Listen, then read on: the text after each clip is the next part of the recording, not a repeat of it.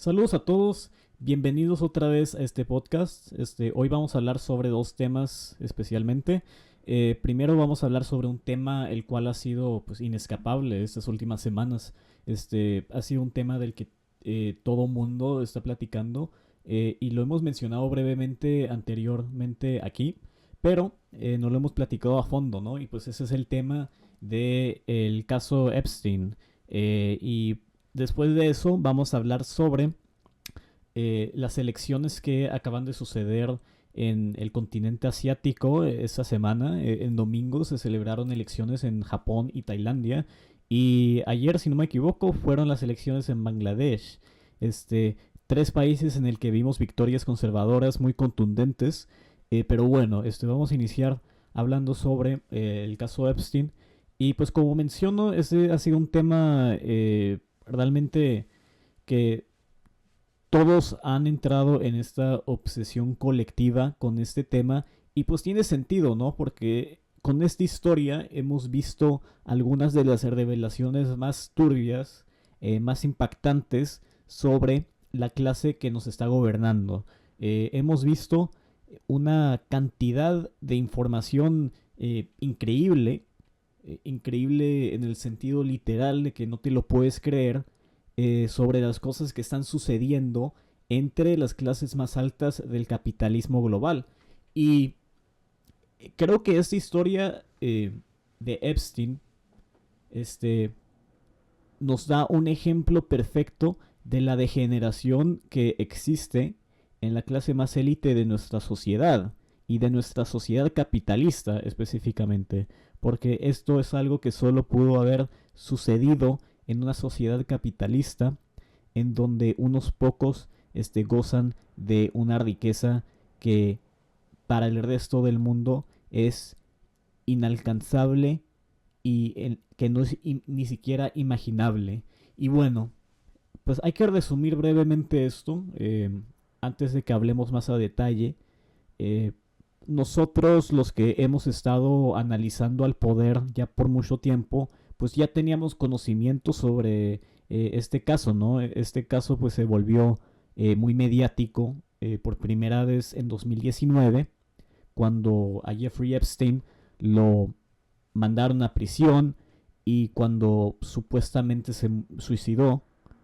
Pero pues anteriormente a eso, Epstein ya había aparecido en las noticias, ya había sido acusado de este tipo de cosas y ya habíamos visto algunas historias al respecto sobre el tipo de actividades que hacía y las personas que estaban involucradas, ¿no? El príncipe Andrés, Bill Clinton, eh, todas estas personas de la élite social que pues habían tenido estos vínculos con esta persona, con Epstein y con su pues digamos pues novia, ¿no? Ghislaine Maxwell.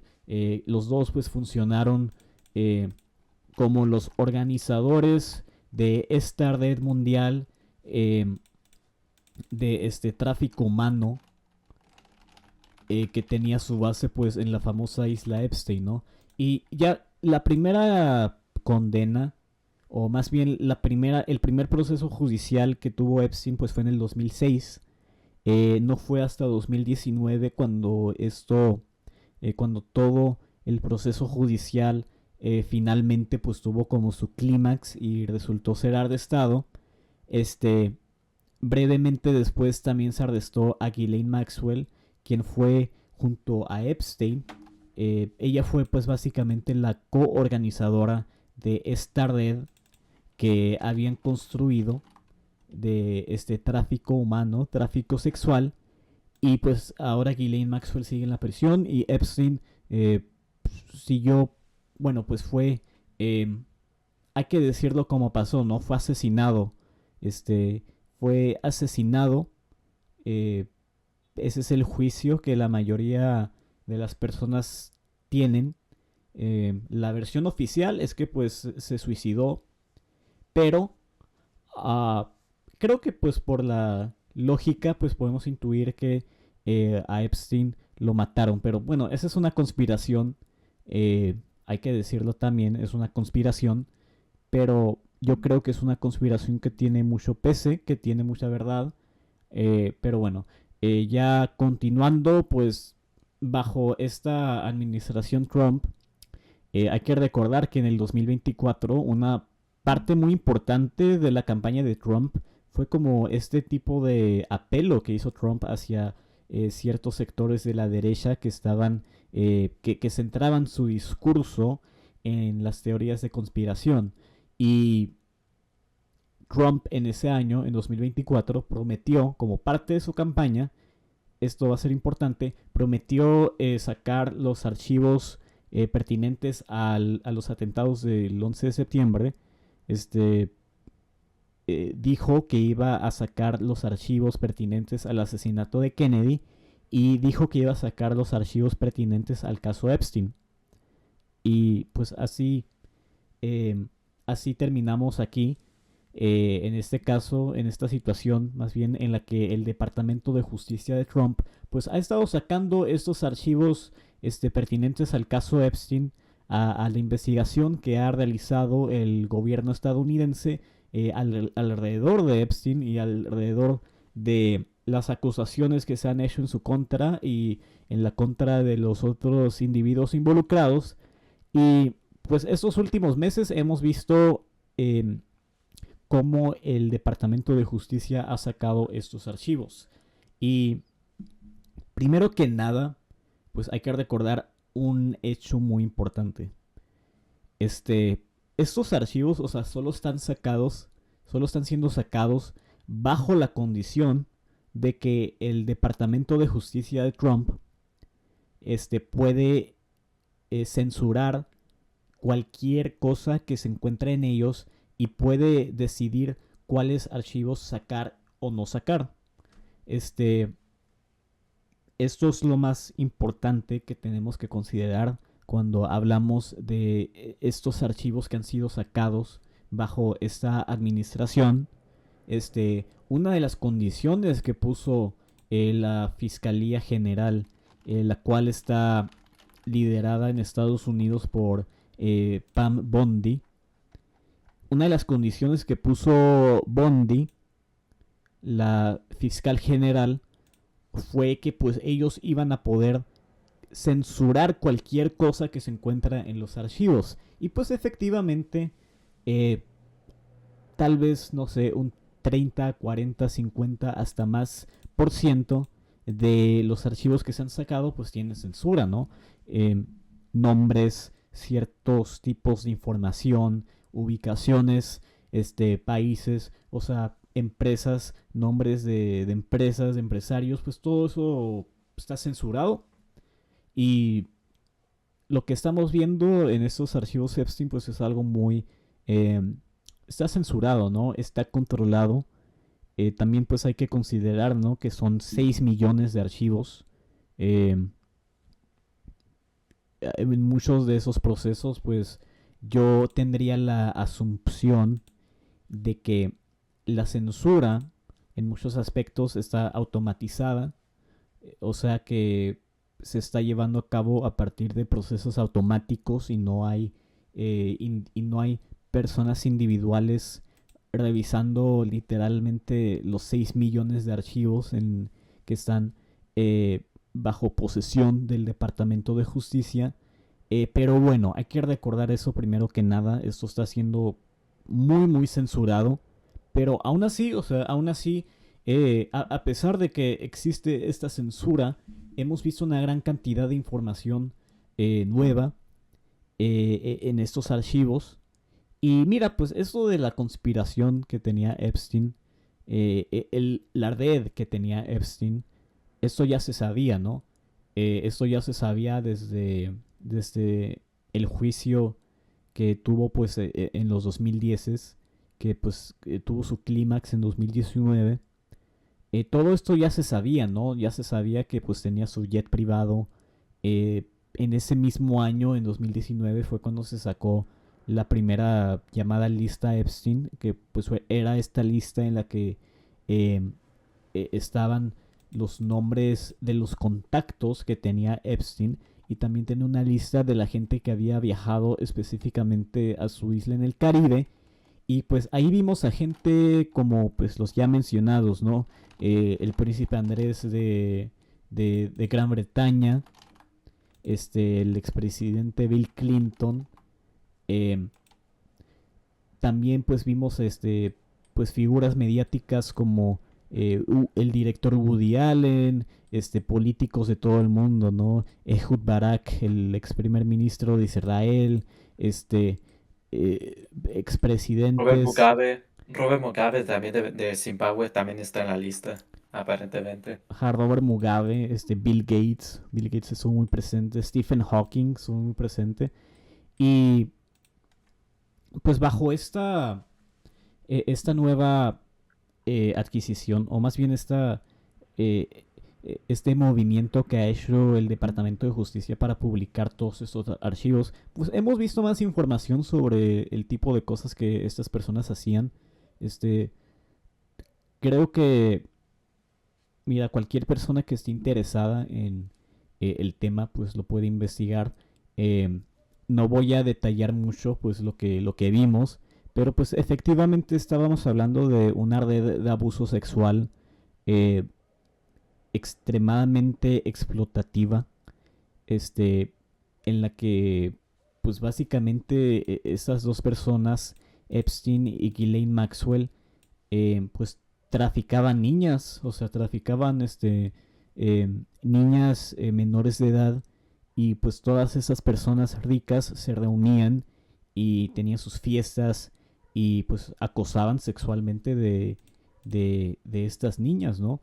También pues Donald Trump, eh, quien pues ha tenido esta relación con Epstein ya por muchos años. Trump, eh, lo que Trump siempre ha dicho es que pues él fue amigo de Epstein. Pues existe hasta ese video famoso del Epstein y Trump en una fiesta, donde Epstein le dice un tipo de chiste, bueno, Trump le dice un tipo de chiste a Epstein y los dos empiezan a reír. Ya todos hemos visto ese GIF. Eh, Trump pues siempre tuvo esta historia de que antes eran amigos y que cuando Trump descubrió lo que Epstein hacía, que lo sacó de Mar-a-Lago y que dejaron de ser amigos y que ya desde ese entonces Trump era la única celebridad que pues estaba colaborando con el departamento, bueno, con las fuerzas investigativas para enfrentarse a Epstein, ¿no? Para exponerlo. Y pues hemos visto que esto efectivamente pues fue una mentira, que Trump siguió teniendo contacto indirecto con Epstein aún después de que se le hubiera condenado por acoso sexual, bueno, por organizar tráfico sexual a mitades de los 2000, eh, y que pues todavía tuvo este contacto con él. Y pues a Trump se le menciona varias veces eh, en cuanto a las acusaciones ya directas sobre quién estaba participando en el acoso que pues, ocurrían en esas fiestas organizadas por Epstein. Se menciona que también Elon Musk y pues varias otras figuras se seguían reuniendo con Epstein aún después de su condena. Y mira, en la línea del tiempo de todo este asunto, pues hay algo muy importante. Y pues eso sería pues la primera condena de Epstein. La primera condena de Epstein fue por ahí del 2006 y él fue condenado como responsable de tráfico sexual. Eh, Epstein pues había adquirido toda su fama y toda su fuerza social en los años 90, pero no fue hasta 2006 que fue condenado por estos crímenes. Y aún así, o sea, aún después de que fue condenado, Trump se reunía con él, Elon Musk se reunía con él, Bill Clinton viajaba a su isla, hablando de mexicanos, se reunía con Carlos Salinas de Gortari, se reunía con Ricardo Salinas Pliego, se reunía con todos estos empresarios mexicanos de la clase más alta, se reunía con los monarcas del Reino Unido, de Noruega, y se reunía con todos estos empresarios de los estados del Golfo, de Arabia Saudita, de Emiratos Árabes, las familias reales, ¿no? Básicamente de pues estos países. Este, y pues todo esto estaba sucediendo ya después de que había sido algo público la condena de esta persona como responsable de una red de tráfico sexual. O sea que estas personas sabían perfectamente lo que él estaba haciendo. Aún así, aún si ellos no estuvieron involucrados directamente, o sea, ellos sabían que pues Epstein estaba haciendo todo esto y aún así se estaban pues juntando con él, aún así estaban recibiendo dinero de él y aún así estaban pues utilizando esta relación con él para sus propios beneficios. Y esto es algo muy importante, ¿no? Hay que pues decir algo, o sea, el hecho de que X figura famosa tuvo una foto con Epstein o sale mencionado en los correos de Epstein, nomás así de la nada, eso no significa que esa persona estuvo involucrada en los crímenes o que supo sobre esto, ¿no? O sea, muchísima gente que pues no tuvo nada que ver, pues estuvo como entre la línea del fuego y pues Epstein siendo una persona de alta sociedad con muchísimos contactos, pues cruzó sus caminos con personas que no tenían nada que ver, ¿no? Eh, pero así que pues es una cuestión de ver cada caso y ver lo que sabemos de cada caso, ¿no? Y pues, o sea, en el caso de Trump, por ejemplo, poniéndolo de ejemplo, pues sí hemos visto que, pues sí, él tuvo pues esa amistad en los noventas con Epstein, en los 2000 también, y bueno, o sea, fueron amigos, pero eso no te da una conclusión completa.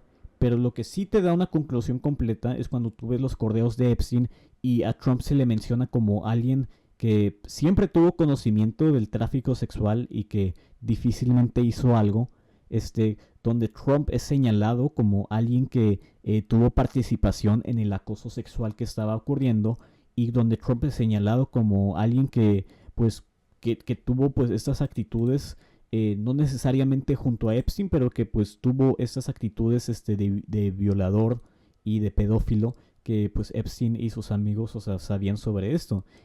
Así que pues es una cuestión de ver cada caso, eh, es una cuestión ya de ver todo esto cuidadosamente, porque pues también hay que mencionar algo, ¿no? O sea, son 6 millones de archivos aquí, hay muchísimos correos aquí y siento que hay un error que mucha gente está cometiendo al examinar esto y es que pues no están leyendo. O sea, simplemente no están leyendo y, o sea, van al sitio del Departamento de Justicia de Epstein, buscan cualquier nombre y ya que ya que con que el nombre salga X número de veces, o sea, ya inmediatamente piensan que esa persona estuvo participando en la red de tráfico de Epstein. Y pues no es el caso eso, ¿no? O sea, otra vez, hay muchísimas personas que fueron mencionadas aquí que pues no tuvieron nada que ver, ¿no? O sea, son correos que nada que ver. Eh, pero pues sí hay muchísima gente aquí conocida, involucrada. Eh, pero pues sí, es una cuestión de leer.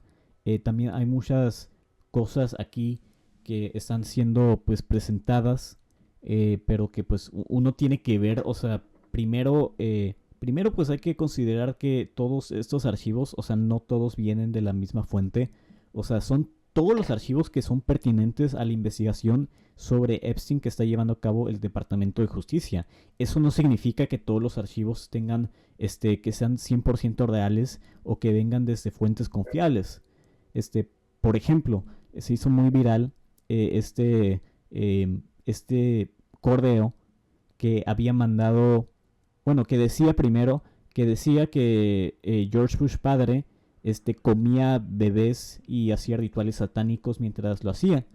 Y bueno, o sea, yo no dudo que pues George Bush hacía cosas así, conociendo al hombre, pero pues tenemos que ver, o sea, lo que es verdadero y lo que no es verdadero, ¿no? Y pues este correo, o sea, fue mandado como un tip anónimo al Departamento de Policía de Nueva York. y pues terminó en los archivos del Departamento de Justicia porque también se mencionó a Epstein y pues es un tipo anónimo que pues no tiene nada de evidencia obviamente, ni siquiera tiene nada que ver con la investigación del Departamento de Justicia, o sea, es un tip que se mandó al Departamento de Policía de Nueva York y pues que tiene todas esas acusaciones sin evidencia, ¿no? Y que no son corroboradas por ningún tipo de evidencia alternativa. También hoy, poniendo este ejemplo, vi este tweet que decía que Milei estaba en la lista de Epstein. Y lo que citaron es que cuando tú buscas Milei en la lista en el sitio de los archivos de Epstein del Departamento de Justicia, te sale un resultado. Pero, o sea, si tú haces eso y si tú ves el resultado, es un correo spam que le mandaron al correo de Epstein en 2023, 4 años después de que murió, un correo automático de un sitio de noticias al que estaba suscrito y en el que sale algo de Milei, cuando fue electo como presidente de Argentina. Y pues ya saben qué pienso de Milei, ¿no? Pero pues eh, eso obviamente, pues no podemos hacer ese tipo de conclusiones, o sea, que pues no están, que pues la gente hace realmente sin leer y que pues está haciendo para pues tomar ventaja de este sensacionalismo mediático que se ha formado y que pues tratan de pues generar sus propios cuentos políticos, ¿no? Uno tiene que leer y ver la verdad. Y lo que uno ve cuando lee y lo que uno ve cuando sí ve cuidadosamente lo que hemos visto, pues es que Trump estaba violando niñas, es que Bill Clinton pues estaba haciendo lo mismo, el príncipe Andrés estaba haciendo lo mismo. Vimos que Epstein tuvo este vínculo súper, súper estrecho con la comunidad científica, que estaba trayendo a gente como Steven Pinker, como Stephen Hawking, como Noam Chomsky a la isla y que tuvo pues esas correspondencias increíbles con estas personas, ¿no? Este, el caso Chomsky, o sea, yo diré esto, yo nunca he sido muy fan de Noam Chomsky. Uno no puede, o sea, no se puede ignorar que Chomsky tuvo una contribución al discurso político de izquierdas, pero yo nunca fui fan de Chomsky, o sea, yo siempre pensé que Chomsky era demasiado liberal, ¿no? Especialmente em, cuando empezó a decirle a la gente que vaya a votar por los demócratas.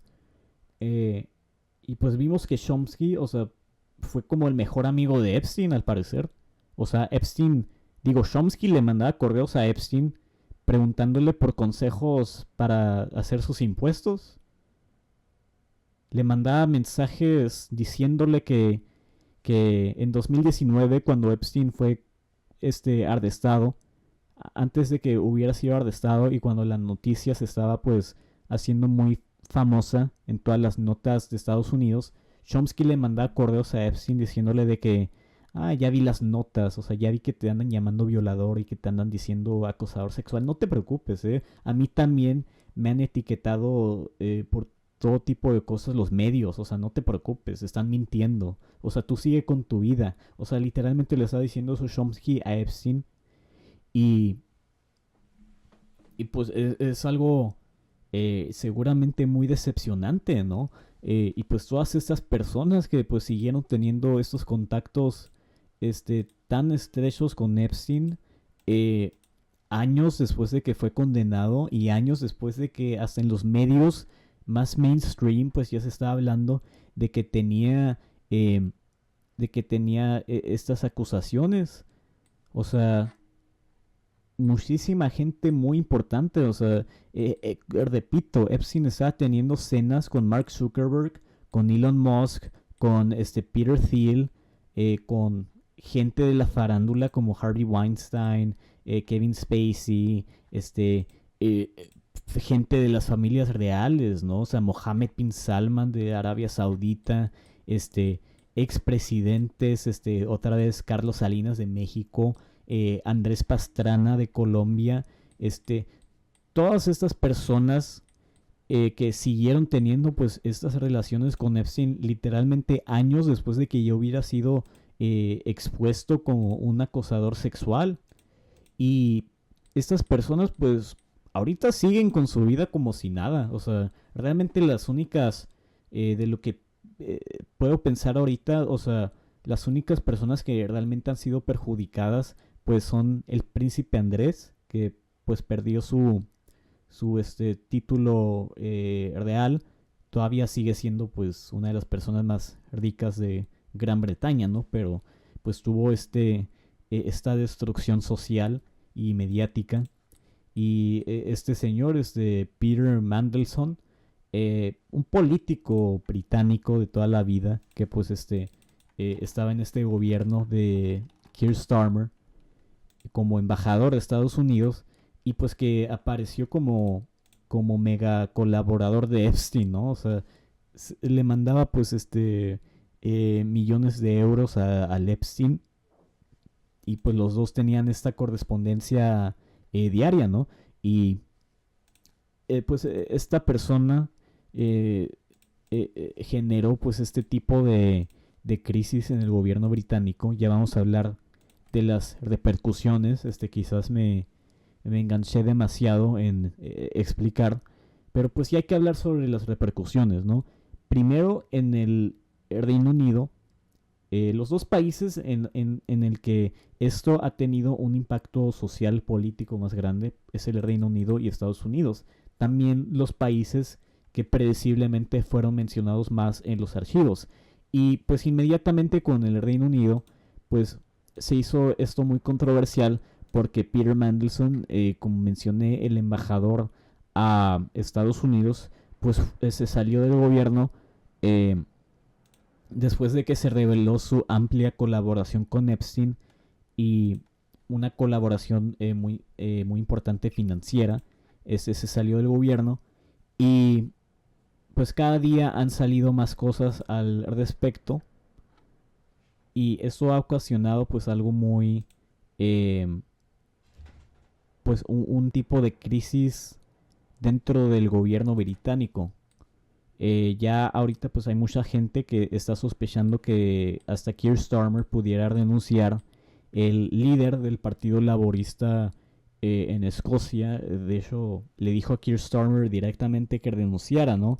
Y pues ya sabemos que Keir Starmer es un primer ministro profundamente odiado, impopular, incompetente también, uno de los peores líderes que he visto en Europa recientemente, definitivamente, un ser patético.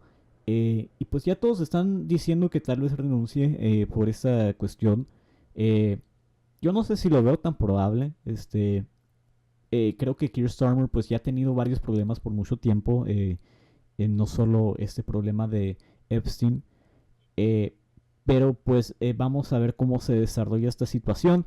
Eh, Algo sí es que pues obviamente él no es el único que está siendo perjudicado, o bueno, que está siendo más bien acusado dentro de la sociedad alta británica.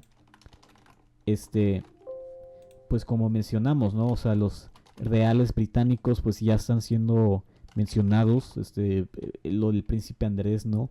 Y pues vamos a ver qué pasa con Starmer.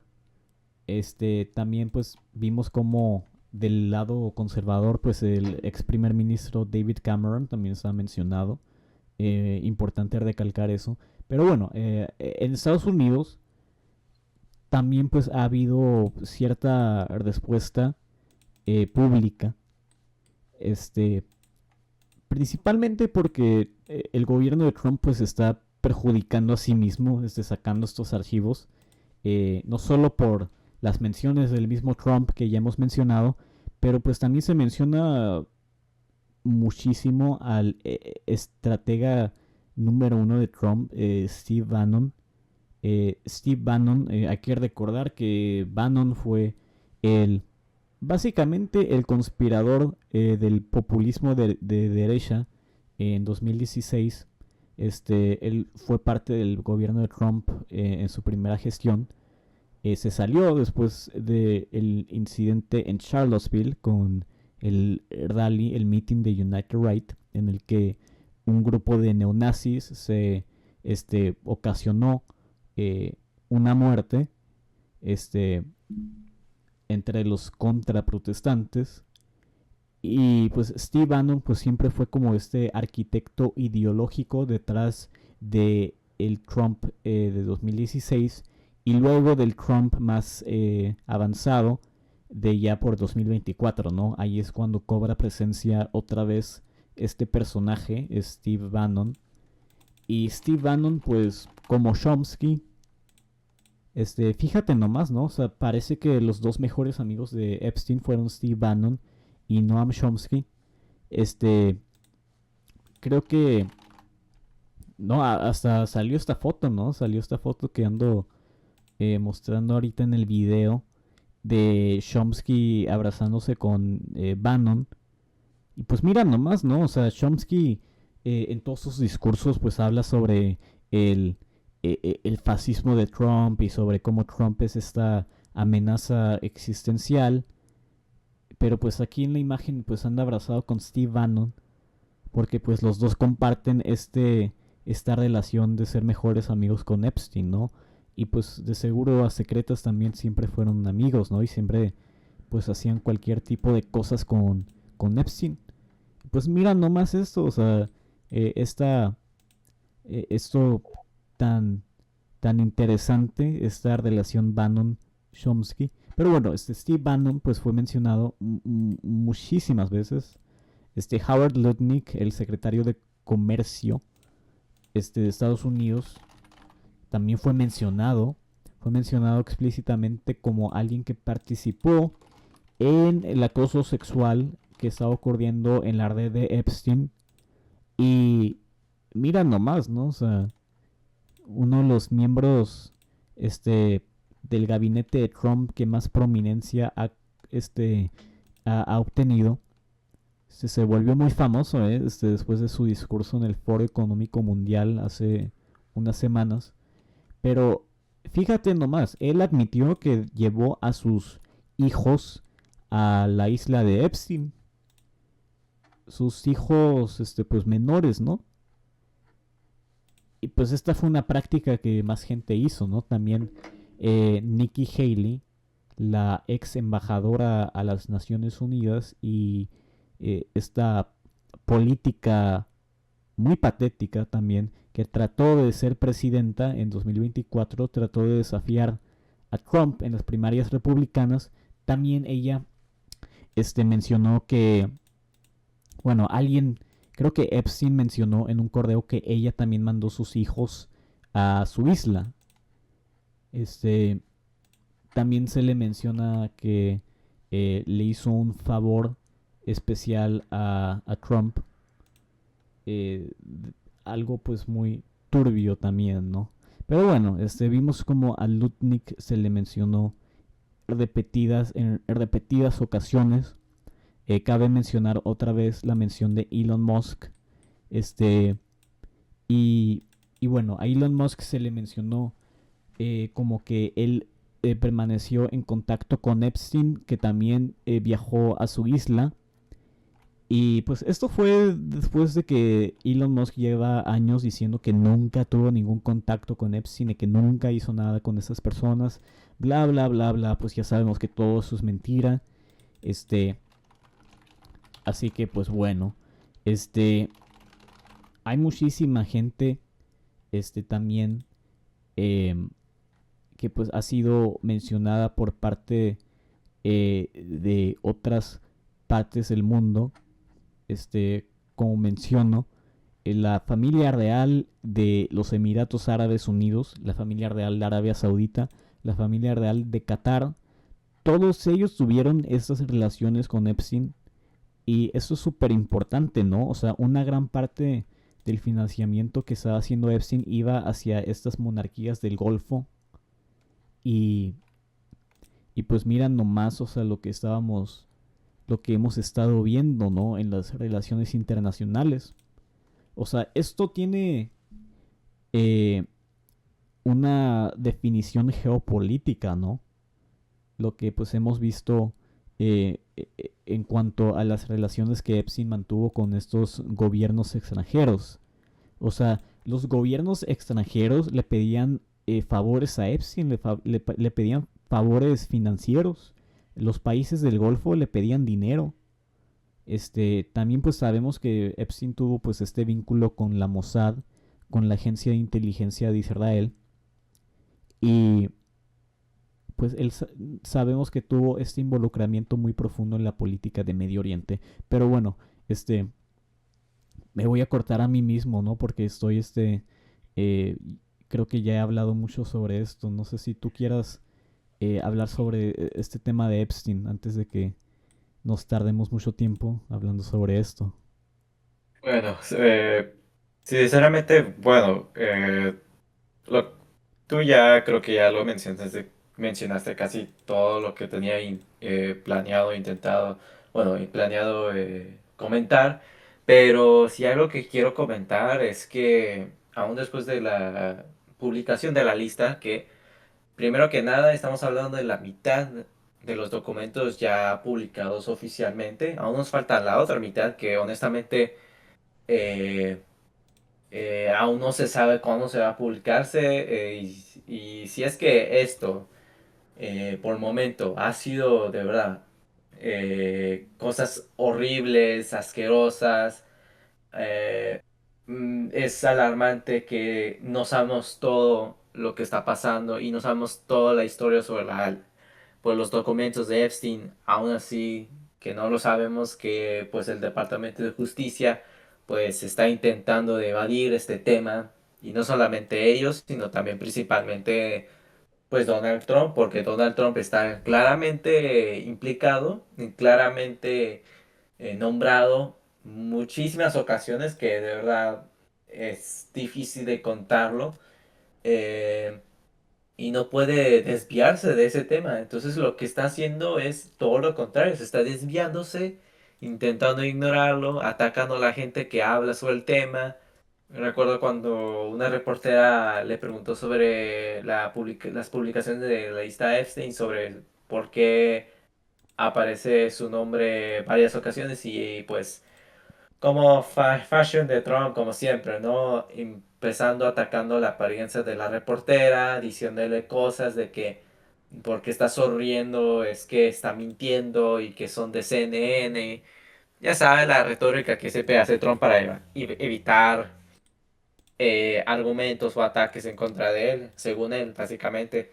Eh, Todo esto a lo que quiero llegar es que aún no sabemos toda la historia, aún no sabemos qué es lo que está pasando de verdad, porque hay muchas cuestiones que de verdad necesitamos respuestas, sinceramente, porque yo de verdad, yo me quedé así sorprendido, aunque de verdad suena ridículo decirlo, pero me quedé sorprendido de las cosas que se llegaron a mencionar, sea anónimas o no, como bien lo mencionaste sobre de que alguien anónimamente mencionó de que estaban comiendo bebés y todo ese rollo. Eso se tiene que investigar sin duda, ver a fondo si es que sea verdad o no. Y si quieres que yo dé mi opinión, es que honestamente, ya con todo lo que se ha publicado, todas las verdades que han sido asquerosas, eh, horribles, etcétera, de verdad no dudo que eso sea verdad. O sea, esto ya llega un momento de que ya la gente ya no percibe las teorías conspiranoicas como algo necesariamente ridículas, pero igual, hay que esperar por más evidencia, pues investigaciones sólidas para que se compruebe de que todo esto, lo que dice en los documentos, pues sean legítimos, sean verdades, cual no dudo, no dudo que no sean. Muy obviamente van a ser reales todo lo que viene en los documentos. Lo único importante es que ver a detalle y buscar la plena justicia para las víctimas de este acto feroz de parte de no solamente de Epstein, pero también de sus conspiranoicos y de sus amigos. Eh, igual, lo otro y más importante es que pues Pam Bondi, básicamente la que es titular del Departamento de Justicia, pues básicamente ha mentido todo el tiempo, desde el primer día de su mandato, de que primero que no existe la lista de Epstein, de que está al lado de su mesa banco, los papeles, que luego el otro día dice que no, luego dice que Trump no está, luego dice que esto y lo otro y que esto y lo otro y que lo van a publicar este día, que no, vamos a publicar la próxima semana o el próximo mes o esto, vienen retrasando todo el tiempo. Si esto no te evidencia de que están tratando de esconder algo, yo ya no sé qué lo puedo comprobar. Eh, otra cosa que también hay que tomar en cuenta es que muchos de los que están implicados, o bueno, bueno, más bien mencionados, eh, van a estar implicados a estos criminales. Como tú bien mencionaste, a mucha gente, como por ejemplo Steve Bannon, Ehud Barak, eh, ¿qué más? Bill Clinton, Noam Chomsky, Bill Cosby, Alan Dershowitz, también la princesa eh, de Noruega, la princesa Mette-Marit, y uno de sus hijos es Sverre Magnus, que hace rato se le quitaron el puesto, si más me acuerdo, eh, hace reciente, pero también está también uno también que está en la lista es el Dalai Lama, Stephen Hawking, Jay-Z, Robert F. Kennedy Jr., eh, es una lista muy larga, sé que Lavrov, Howard Lutnick, eh, obviamente Ghislaine Maxwell, Robert Maxwell, eh, el príncipe Andrew, como bien lo mencioné, Robert Mugabe, Elon Musk, su hermano Kimbo, Mehmet Oz, Andrés Pastrana Arango. Es una lista muy larga. Está literalmente en una lista de Wikipedia donde te aparece casi todas las personas ahí que sorpresa de nadie, son puras personas de clase alta. La gran mayoría son de clase alta, son multimillonarios, son empresarios, son intelectuales, no sé, científicos ricos, eh, son teóricos, son gente prominente de una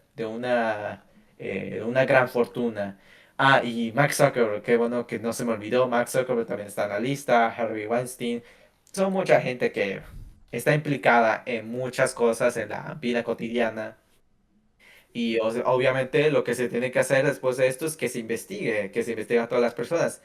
Aquí el pedo es que a diferencia de que en el Reino Unido o Noruega o Letonia o no sé, en otros países donde están buscando justicia para las víctimas y están haciendo algo sobre este aspecto a las personas de su país involucradas a esta lista para ver respuestas. En Estados Unidos no ha pasado nada, ¿sabes? O sea, no hay nada que ha ocurrido, no hay ningún arresto, ningún procedimiento judicial, ninguna acusación elaborada judicial. eh, pues porque evidentemente en Estados Unidos lo único que se protege siempre van a ser la gente rica, los multimillonarios, que prácticamente, literal, ya hay que decirlo, que casi todos los multimillonarios en Norteamérica son un par de pedófilos. Así de fácil hay que decirlo. Eh, y no me cabe duda de que lo que está pasando ahorita, después de la publicación de la lista de Epstein, el gobierno norteamericano está protegiendo a los que los que son implicados en en su propio país, que evidentemente no había ningún progreso, no había nada, y ahorita lo que están haciendo es ignorar este tema, básicamente. Ellos están ignorando, no quieren decir nada. eh, Quieren evitarlo, entre muchos otros aspectos para buscar una manera para distraer a la gente sobre el tema de la lista de Epstein, bueno, los documentos. Y es lo feo de todo esto, de que hay gente, he visto gente como que se está creyendo esa onda de que, ay, es que ya tenemos que pasarnos de onda con la lista, ya hay que buscar sobre otro tema. Eso, de verdad, inmediatamente te tiene que, se tiene que sospechar inmediatamente cuando alguien te dice eso, porque literal, nomás por el simple hecho de que se publican los documentos no es el fin que buscar la justicia, pues concreta y total, para las víctimas de este acoso de los compañeros de Epstein y él principalmente, y de Ghislaine Maxwell. Eh, Todo esto se tiene que buscar, se tiene que ya empezarse a tomar acción. Y pues lo feo es que no se ha hecho nada, no se ha hecho casi nada en Estados Unidos en particular.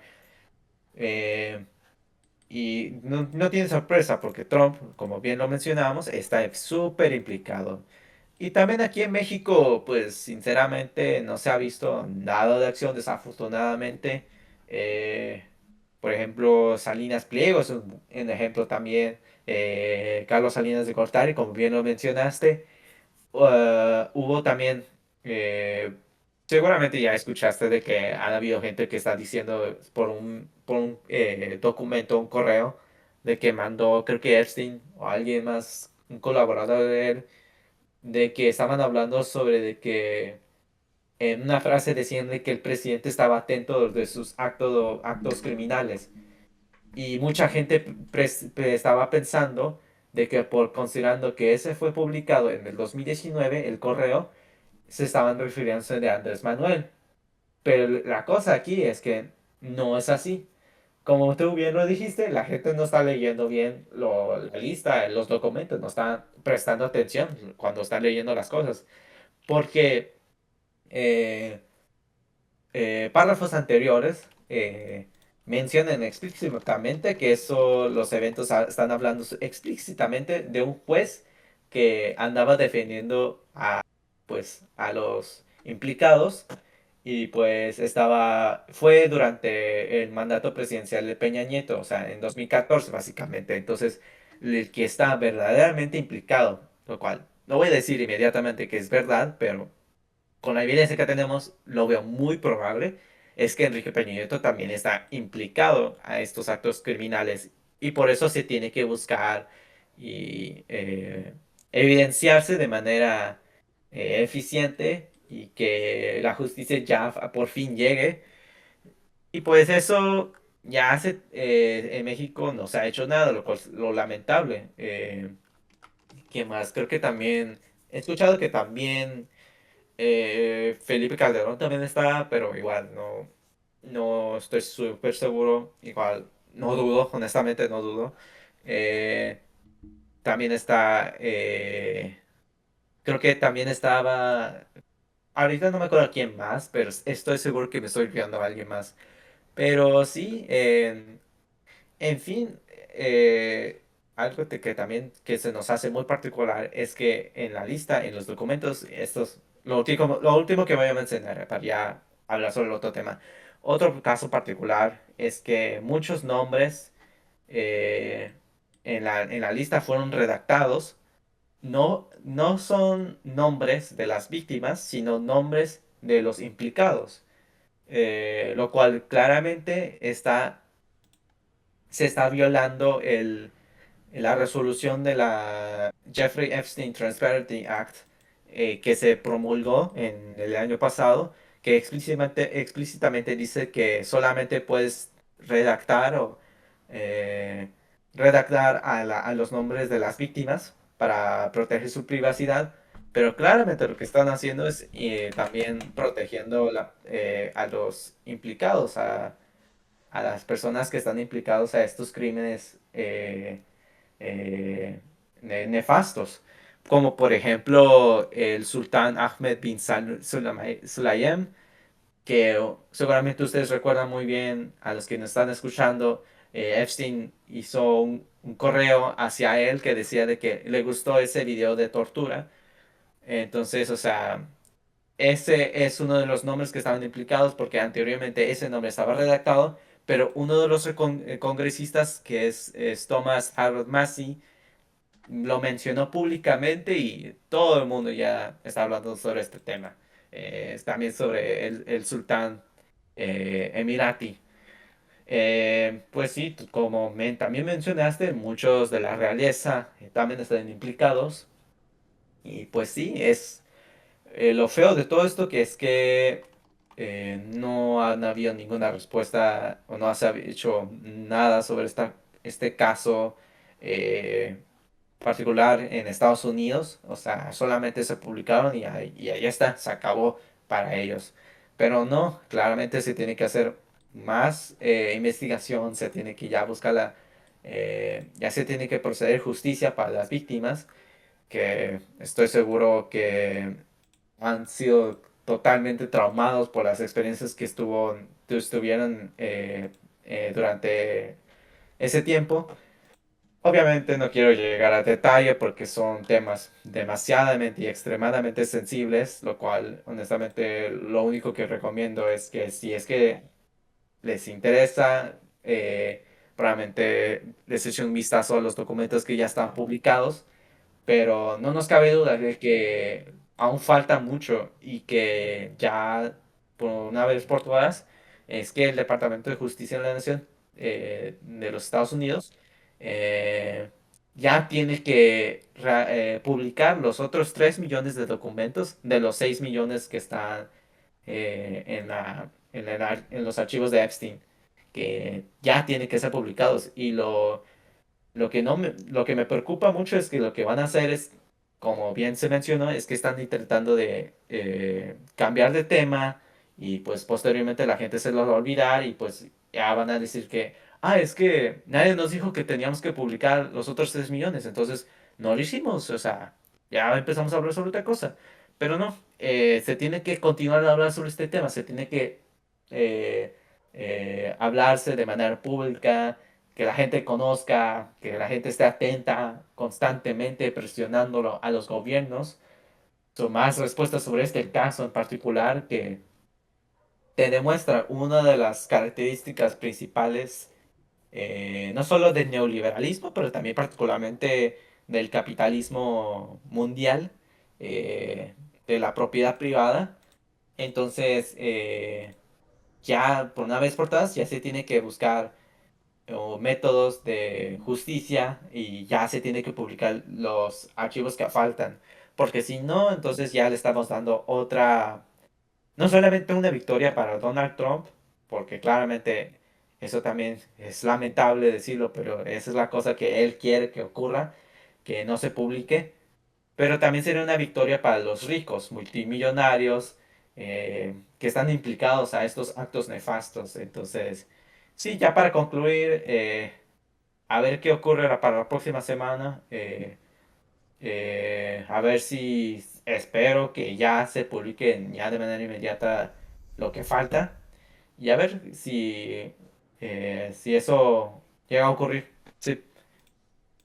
Bueno, ya para concluir con este tema, porque ya llevamos 50 minutos, eh, mencionando brevemente lo que es pertinente a México, este, hay menciones hacia Felipe Calderón y Peña Nieto, se les menciona como gente que facilitó la red financiera que tuvieron los asociados de Epstein en México, y pues ese parece ser como el patrón con los mexicanos involucrados.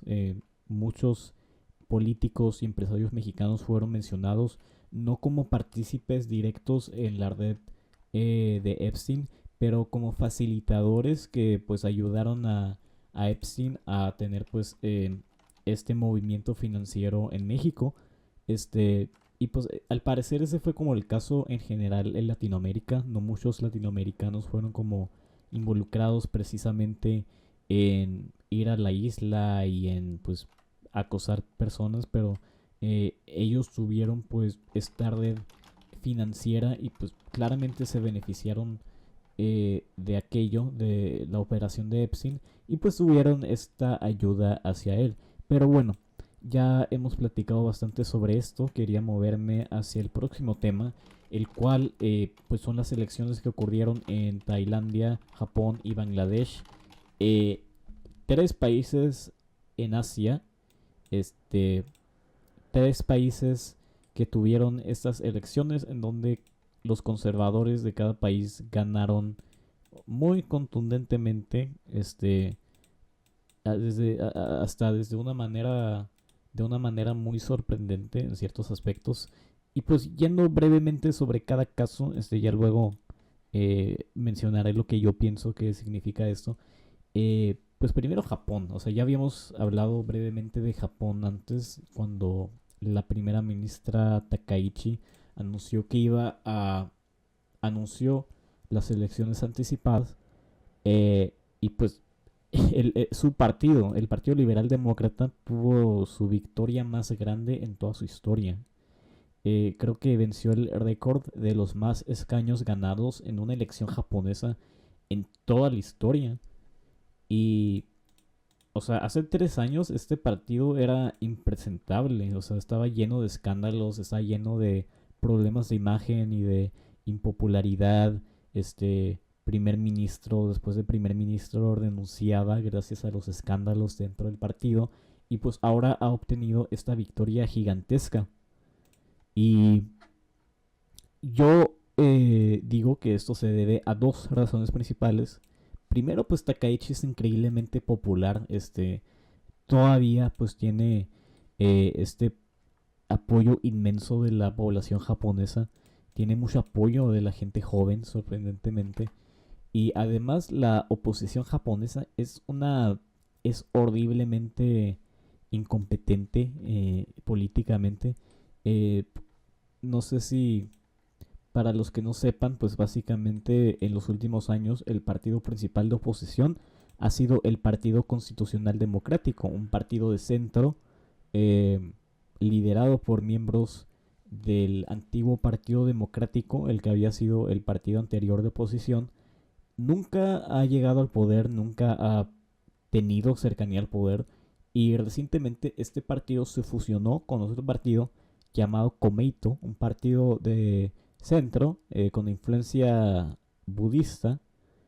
Este, Se unieron estos dos partidos en cuanto Takaichi anunció las elecciones, y formaron este partido llamado la Alianza de la Reforma Centrista, la cual perdió 123 escaños y cual obtuvo solo 49 escaños, ¿no? Uno de los resultados más tristes que he visto en mi vida. Pero bueno, a la oposición de la derecha no le fue tan mal. A Sanseito ganó escaños. Sanseito es el partido duro de derecha. Yo creo que hubieran ganado muchos más escaños si no hubiera sido por el hecho de que la primera ministra Takaichi ya maneja este discurso de derecha dura, nacionalista. Definitivamente hubieran ganado más si este no fuera el caso. Pero a pesar de que Takaichi maneja este discurso a la perfección, este partido todavía tuvo pues un resultado significativo, ¿no? 7.44% del voto con 15 escaños, ganando 12. Son más de 4 millones de japoneses que votaron por ellos. Un nuevo partido llamado Mirai, Team Mirai, que es un partido pues tipo neoliberal tecnócrata, principalmente tiene su fuerza en Tokio, ganó 11 escaños, ¿no? Anteriormente no tenía ningún escaño en esta cámara, tenía un escaño, bueno, tiene un escaño en la cámara alta, pero esta es su primera elección en la cámara baja, ganó 11 escaños, y pues es un partido tecnócrata, pero en todos los aspectos de política es derechista, ¿no?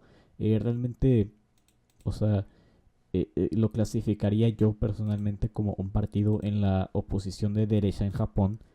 Y también pues vimos que el Partido Democrático por el Pueblo, liderado por Yuichiro Tamaki, quien ha sido muy mediático recientemente, pues obtuvo, pues se mantuvo estable, perdón, eh, con 28 escaños, ¿no? No perdió ni ganó, pero pues a la derecha opositora le fue bien. A la izquierda opositora no le fue muy bien, le fue muy mal de hecho. el Partido Comunista perdió la mitad de sus escaños, bajó de 8 a 4.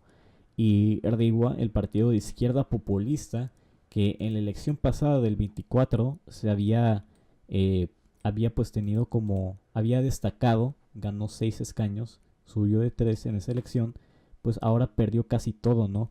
Y pasó de obtener fíjate nomás, de obtener un 7% del voto a obtener el 3% del voto, redondeando.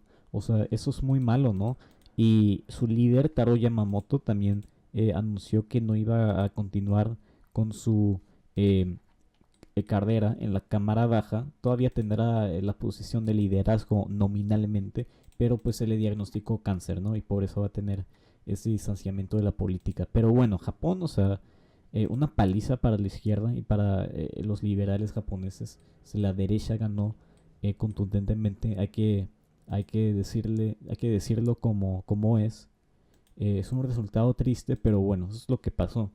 Y pues Tailandia, y fíjate que Tailandia es un caso que me sorprendió mucho a mí, porque todos estaban pronosticando una victoria del Partido Popular, ¿no? Un partido reformista de centro izquierda que en 2023 había ganado las elecciones, pero que pues fue bloqueado en el Parlamento. Y bueno, no fue esto le pasó a este partido, luego fue, si no me equivoco, eh, ilegalizado y luego se reformó bajo este nombre de Partido Popular, mismo liderazgo, mismos miembros y misma base, y pues todos estaban pronosticando que iba a ganar ese partido, ¿no? Pero pues al parecer ganó el partido Bum Jaitai, el cual es un partido nacionalista, conservador y super monarquista. Hay que recordar que Tailandia es una monarquía, es una de las monarquías más estrictas del mundo. Todavía el monarca tiene un inmenso poder ahí. Nominalmente pues es una monarquía constitucional, pero en la práctica realmente no lo es. Es una monarquía dura, eh, con un sistema democrático que funciona, eh, que pues, existe como farsa. Esa es la realidad. Pero bueno, la política tailandesa, o sea, siempre ha sido como esta lucha entre las facciones de establecimiento, conservadoras, monarquistas, quienes siempre han tenido el apoyo del ejército. El ejército también tiene una presencia gigante en la política. Han habido miles de golpes de estado del ejército en Tailandia. Y pues del otro lado se encuentran los que están en contra del establecimiento ejército monárquico, ¿no? Y entre esto pues se incluye, por ejemplo, la familia Shinawat, la cual pues ha sido muy prominente en la política tailandesa. Y pues también se encuentra el Partido Popular de centro izquierda, ¿no? Los Shinawat que acabo de mencionar pertenecen al partido Pheu Thai, el cual pues se sienta como en el centro, ¿no? En la centro derecha, yo diría. Pero bueno, el Partido Conservador ganó. Ese es el partido que actualmente gobierna. Llegaron al poder después de que la primera ministra de la familia Shinawat, del partido Pheu Thai, renunció y pues se volvió primer ministro Anutin Charnibarkul, quien pues es el primer ministro y el líder de este partido monárquico, Bum Jaitai. Y Bum Jaitai pues ganó esta elección, eh, y pues es un continuismo del gobierno.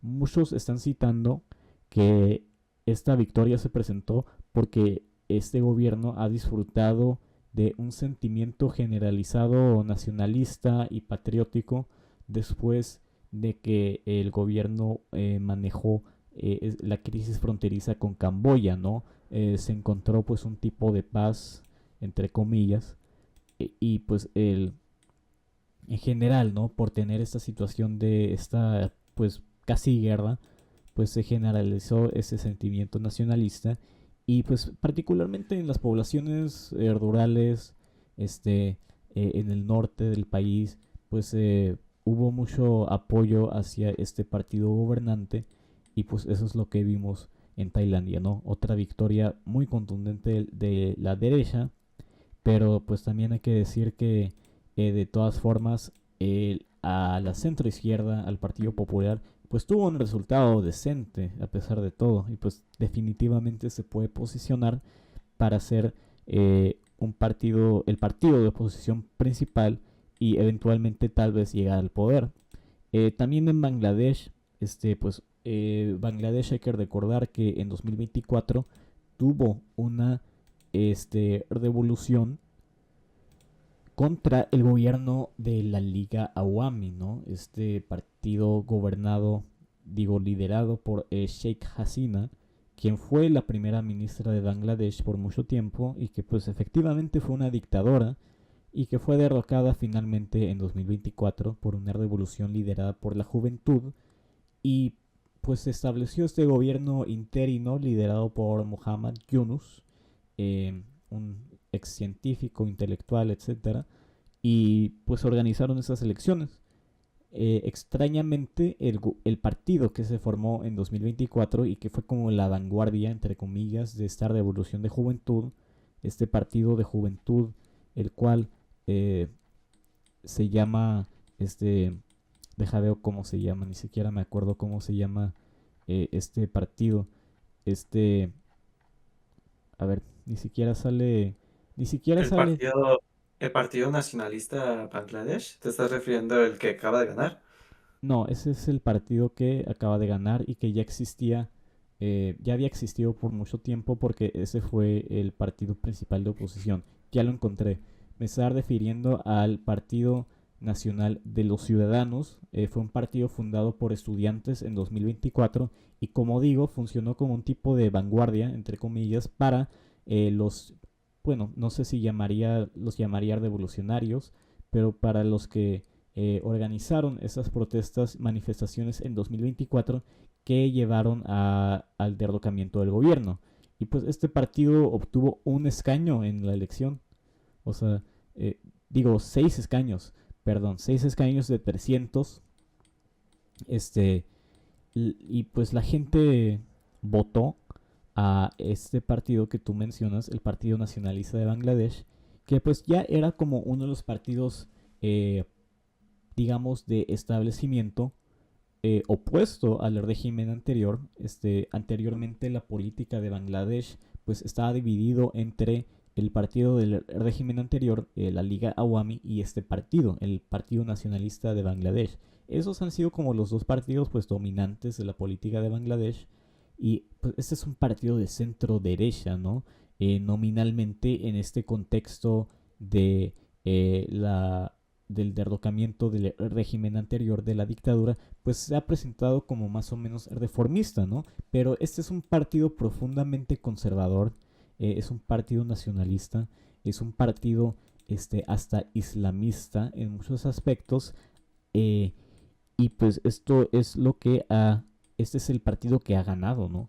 Y mira, o sea, uno no tiene que, pues, indagar mucho para eh, saber, para pues intuir lo profundamente eh, irónico que es esto, ¿no? O sea, tienes a esta revolución de ciudadanos, esta revolución de la juventud en 2024 que derroca a un régimen que llevaba ahí por creo que más de una década, que derroca a este gobierno dictatorial y pues tienes a esta primavera de libertades y de democracia y de derechos y de liberalización y pues inmediatamente tienes elecciones y pues ganan los conservadores, ¿no? Y pues ganan los conservadores que eh, ya habían formado parte del establecimiento político y eh, que no tienen ninguna intención de reformar al país más allá de pues los cambios inmediatos que harían en cuanto a lo que es el Bangladesh post dictadura, ¿no? Porque sí, pues ellos se opusieron a la dictadura también, pero pues se opusieron desde una perspectiva más bien de centro derecha, ¿no? Y pues este partido pues ganó en Bangladesh. Este, creo que esto es algo muy eh, interesante. Estos son tres países que tuvieron contextos muy diferentes, ¿eh? O sea, en Tailandia pues hubo esta situación de del conflicto con Camboya, Japón pues ha tenido pues una política interna eh, pues que ha tenido esta evolución un poco que pues ha terminado finalmente con este personalismo alrededor de Takaichi, quien pues es inmensamente popular, y pues estos movimientos dentro de los partidos japoneses. Y pues en Bangladesh pues vimos esto, y yo creo que pues se debe a la razón de que la oposición en Bangladesh pues no tuvo ningún tipo de organización política, porque pues todos los manifestantes en las manifestaciones del 24 de Bangladesh, o sea, realmente difícilmente se organizaron y difícilmente tuvieron una ideología que los una. O sea, por eso cuando tú lees a Lenin, pues él está hablando de que las revoluciones tienen que tener una ideología unificada, tienen que tener a una organización de vanguardia y pues tienen que tener una conciencia ideológica, porque si no, pues va a pasar esto, ¿no? O sea, tú tienes una revolución y tú derrocas al dictador, a la dictadora en este caso, y pero pues tú no crees en nada, o sea, simplemente estás repitiendo eslóganes en favor a la democracia y a la libertad, pero bueno, cuando tú derrocas a la dictadora, pues no tienes ninguna coherencia ideológica y pues eso es lo que va a terminar sucediendo, ¿no? O sea, van a regresar al poder los viejos miembros de la casta política y pues van a terminar con todo el progreso que tu supuesta revolución tuvo. Y pues Bangladesh no es el único país en el que ha sucedido algo parecido. De hecho es algo muy común, ¿no? Bajo esta oleada de populismo que hemos visto en esta última década. Pero bueno, este es un caso muy extremo, ¿eh? O sea, el pasar de una revolución a una victoria conservadora en 2 años es muy triste. Pero bueno, no sé si tú quieras comentar sobre estas elecciones. Voy a entender que hace un par de meses hubo ese conflicto, bueno, guerra con Camboya por un cierto tiempo y hubo ese auge en el sentido nacionalista, lo cual pues el partido eh, Bunja Matai pues triunfó, pero sí eso es lo que se me hizo muy particular de que anteriormente el Partido del Pueblo, cuando andaban empezando publicando las encuestas, andaba arriba del 50% de intención de votos.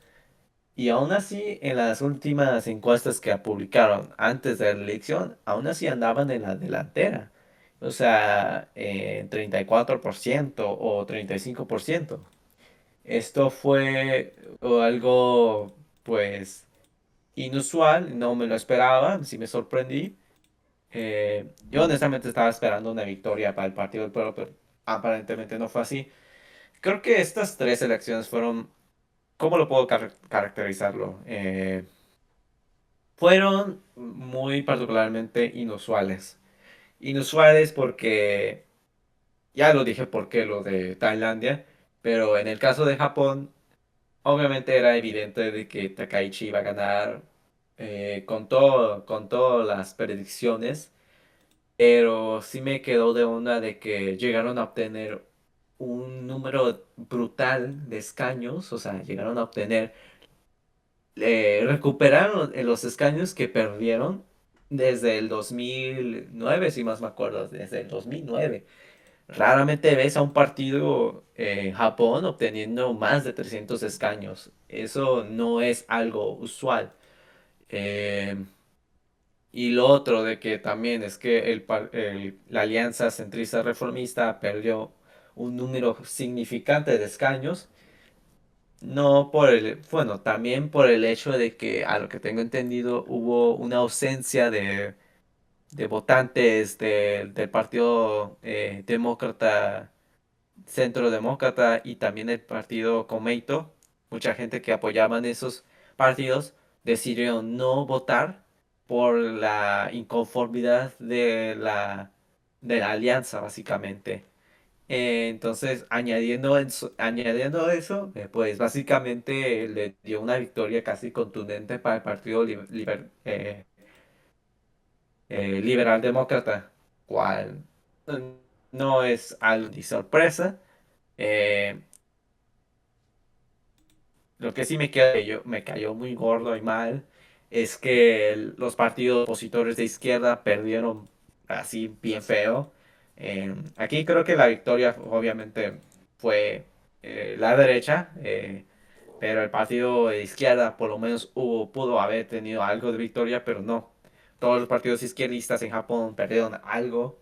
Aparte, el Partido Comunista Japonés ha tenido su peor resultado por el momento, con solamente 4 escaños. El partido Reiwa, el de, pues, como todos nosotros ya sabemos, Taro Yamamoto, un tipo, pues, prácticamente fenomenal.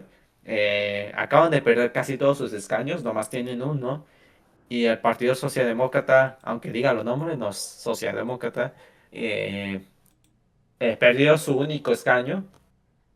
Fue la primera vez que perdió un escaño, que es básicamente, ese partido es prácticamente el, eh, el sucesor del antes Partido Socialista Japonés, que fue uno de los dos partidos dominantes, para decirlo por en comillas, dominantes de la política japonesa desde 1945, pero evidentemente el Partido Socialista no ganó tanto, pero eso es otra bronca. Eh, Eso sí me molestó, fue lamentable, pero de verdad, eh, digo inusualmente por esto, pero también al mismo tiempo no me sorprende porque, bien, lo mencionamos, Takaichi es una persona muy popular en Japón, particularmente la comunidad joven, de la juventud. Tiene un respaldo casi brutal. Además de eso, hubo un resurgimiento de nuevos partidos de derecha, como el partido de la Alianza Yoku, o bueno, ¿cómo lo puedo decirlo? La Alianza Yoku Gensei Nippon, es el partido de centro derecha, el partido Mirai, el equipo de Mirai, el partido Innovación de Japón, del partido Osaka, y uno en particular sería el partido Sanseito, que esto fue un tema que hablamos el año pasado, de que el partido Sanseito ganó con un surgimiento de votos y escaños en la Cámara Alta, en las elecciones de su Cámara Alta, y claramente no fue lo que ellos esperaban, pero si hubiera sido eh, cualquier primer ministro japonés del Partido Liberal Demócrata que no hubiera sido Takaichi, creo que, o bueno, más bien políticos medio centristas y centro-derechistas, creo que Sanseito hubiera ganado muchísimo más si esto hubiera sido el escenario. Pero de todos modos, llegaron a obtener quinto lugar, lo cual de todos modos es alarmante, preocupante, porque Japón ya está teniendo ese pensamiento nacionalista extrema derechista, como lo que está teniendo en Italia, como lo que está teniendo ahorita en Alemania. Sinceramente, ahorita en las encuestas de Alemania están diciendo una cosa absolutamente alarmante y de verdad creo que ya la gente tiene que prestar atención mucho, en especial a Alemania.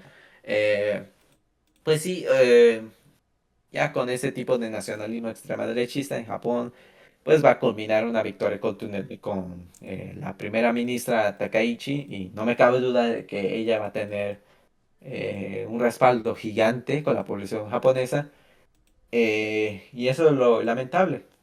Lo malo de esto es de que los partidos de izquierda, que antes eran pues prácticamente como una opción, o una concentración que sí podía ser una alternativa y que podía ganar en las elecciones, se está convirtiendo cada vez y cada vez en una minoría muy pequeña, la izquierda japonesa. Y eso es personalmente alarmante, y personalmente me preocupa y me da mucha lástima. Y ya para concluir mi parte, eh, Bangladesh también tuvo su propia elección, lo cual yo honestamente, desde que ocurrió la revolución del año antepasado, que derrocó al gobierno de la Liga Awami, eh, yo sinceramente no me esperaba de que el partido que era afiliado al movimiento estudiantil no iba a ganar tanto. yo sinceramente pensaría que y con ese momentum iban a ganar por lo menos algo, un número considerable de escaños, pero resultaron ganar solamente 6 en una alianza con un par de partidos extremaderechistas e islamistas, lo cual está muy raro eso, de verdad, porque además de eso, creo que el Partido Nacional de los Ciudadanos empezó inicialmente siendo un partido centrista, se empezó a tildarse más y más y más a la derecha, mientras está en la alianza de los partidos 11 de los 11 partidos, perdón, eh, lo cual sí se levantaron muchas dudas a eso. Eh, pero al fin y al cabo ganó el partido nacionalista Bangladesh, que resultó ser el triunfador de la elección. Eh, Algo que tengo entendido también es que esta elección hubo varios índices de misinformación, de ataques políticos, coordinaciones, eh, ataques, entre muchos otros aspectos que generaron una tensión en la vida pública y política en Bangladesh. Algo que claramente, algo que tengo entendido, también está implicado el partido que resultó triunfador, cual puede decirse que muy temprano deciste, pero se tiene que investigar sin duda. Eh, y lo otro es que esto es con la ausencia del partido de Sheikh Hasina, del partido de la Liga Awami, eh, lo cual es evidente de que con esa ausencia, pues más prácticamente la gente tuvo que, pues básicamente la gente votó por otra opción de manera unitaria, y pues ese resultó siendo el partido opositor, el Partido Nacionalista Bangladesh. Y pues sí, aquí no, honestamente no tengo tanto que decir con Bangladesh, no más que un poco decepcionado porque prácticamente casi todos los partidos, literal todos los partidos en Bangladesh también son pues de tendencia de derecha, a veces de centro, centro derecha, pero resulta que son casi unánimemente de derecha. eh, y pues así creo que ya es cuestión de ver cómo sería su gobierno entrante. Ya sería cuestión de ver si es que se resulta ser una evidente resultado positivo a consecuencia del movimiento de la generación Z en ese país, o estaríamos viendo una crisis política que no dará resultados. Igual es cuestión de ver. Pero ya para concluir con todo lo que acabo de mencionar, estos tres países en Asia estamos viendo como que una marea conservadora, para así ponerlo, en Asia en particular, eh, lo cual se tiene que prestar mucha atención porque particularmente países como Japón o como Tailandia que están tirándose hacia la derecha, pues claramente se podrá replicarse en otros países que también va a tener elecciones. Obviamente no voy a decir que Laos va a tener eso, obviamente que no, pero a quien sí voy a prestar atención es probablemente Nepal o también sí, Nepal particularmente.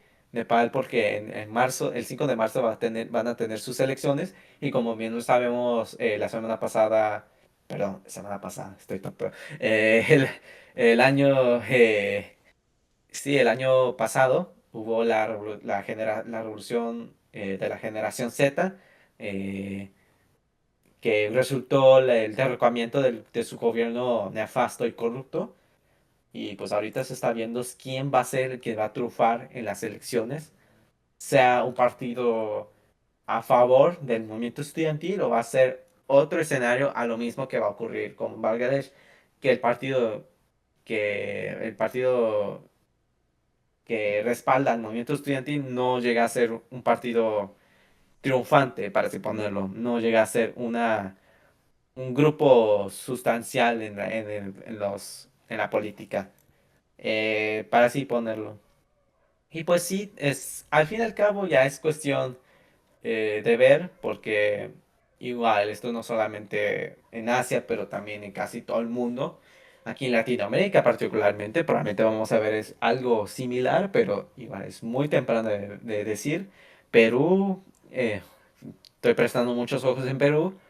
Colombia, creo que vamos a ver una historia diferente a comparación de otros países que van a votar por la derecha. Creo que Colombia van a ser los pocos que van a votar por la izquierda, pero igual, muy temprano para decir.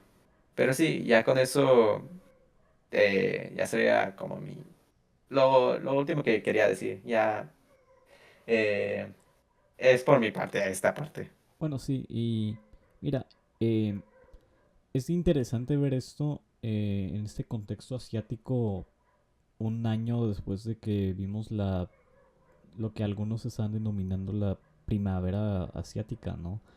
Ver como esta ola conservadora. Aunque algo sí, o sea, Asia no es como América Latina, en el que cada país tiene una política interconectada con el resto de la región. O sea, en Asia los países, cada país tiene una situación política interna muy diferente y muy particular. Y ese fue el caso en estos tres países, ¿no? O sea, Tailandia, Japón, Bangladesh, pues tienen diferentes contextos, pero en todos de esos contextos, o sea, la derecha tuvo esta victoria. Japón y Tailandia, bueno, Japón no fue uno de los países que tuvo esta primavera asiática, por ejemplo. En Tailandia sí hubo manifestaciones. Bangladesh fue el que sí tuvo pues esta revolución, pero pues como menciono, ¿no? Cada país eh, es muy diferente y en Latinoamérica pues cada país también tiene su propia política interna, ¿no? Pero como somos una región más interconectada en pues medios, en cultura, en política, en todo, o sea, lo que pasa, por ejemplo, en Argentina, o sea, eventualmente tiene una repercusión en México, o lo que pasa en El Salvador, pues eventualmente tiene una repercusión en, no sé, en Chile. Y pues eso es lo que hemos visto estos últimos años en Latinoamérica, ¿no? Se ha vuelto una política regional más y más interconectada y en Asia ese no es el caso, ¿no? Y por eso yo tendría más cuidado asignando términos como ola conservadora o lo que sea. Pero pues sí, esa es una descripción de lo que ha pasado, una marea pues hacia la derecha que ha sido generalizada en algunos países asiáticos, pero pues sí, también vamos a tener que ver cuidadosamente estas próximas elecciones que mencionas. Perú será en abril, Colombia en mayo y luego ya después en el año Brasil, en el caso de Latinoamérica. Y pues todavía en todo el mundo quedan muchas elecciones, pero pues desafortunadamente creo que esta tendencia hacia la derecha que se ha desenvuelto estos últimos años, pues al parecer sigue siendo sigue estando muy presente, ¿no? En todas las regiones del mundo y esto solo lo consolida más y pues eso habla de que estamos viendo un capitalismo en crisis, ¿no? Porque este tipo de discursos pues solo pueden tener éxito en una sociedad donde el capitalismo está en crisis. Y pues, o sea, tú ves estos tres países, o sea, Bangladesh, uno de los lugares más miserables en el mundo en términos de calidad de vivienda, este, el, la persona promedio en Bangladesh, o sea, gana al mes, o sea, una cantidad ridículamente baja de dinero, o sea, el lugar es un lugar horrible para vivir. Japón ha tenido esta economía súper decadente por años. Este, el crecimiento es muy bajo. eh, la fuerza laboral está desapareciendo. Los precios han aumentado, desde lo más básico, la comida, la vivienda, todo ha aumentado. Y Tailandia ha sido una de las economías con la peor tasa de crecimiento en Asia. O sea, Tailandia, igualmente tiene esta crisis de los precios. Y pues claramente en estos contextos materiales, económicos, pues el populismo de derecha pues va a tener una sociedad muy fácil de hipnotizar. Y pues eso es lo que hemos visto en todo el mundo, ¿no? Pero bueno, ese yo igual ya concluyo. Entonces, si no tienes más que decir, pues ya hemos concluido, ¿no? Sí, ya creo que por mi parte ya concluyo. Sinceramente, tienes un buen punto, lo que mencionas de que hay que generalizar el término ola conservadora en Asia. Igual es como que tendencias que se están viendo pues recientemente con estas elecciones. Igual, muy temprano para decir, sin duda, pero a lo que se está viendo esta tendencia, pues podemos ver que los partidos de derecha, no solamente en Asia, sino casi todo el mundo están ganando de manera contundente, pues, pero sí, eso es como que mi perspectiva por el momento, igual, obviamente muy temprano para decir, pero sí, ya sería todo. Bueno, entonces me despido, entonces adiós. Sale, adiós.